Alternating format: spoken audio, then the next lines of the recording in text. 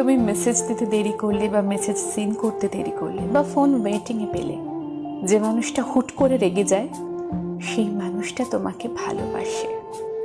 যে মানুষটা সারাক্ষণ তোমার সাথে কথা বলার জন্য ছটফট করতে থাকে, রাত জেগে থাকে, তোমাকে নিয়ে ভাবতে থাকে, স্বপ্ন দেখে, একটু আড়াল হলেই ফোন করে কিংবা অস্থির হয়ে যায়, সেই মানুষটাকে যদি ভুল ভাবো তাহলে তুমি তার যোগ্য হতে পারোনি।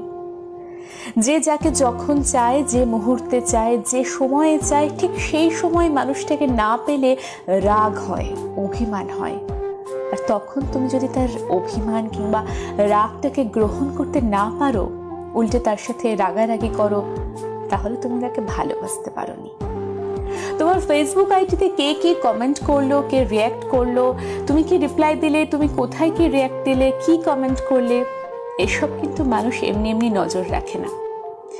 কারো মনে একটু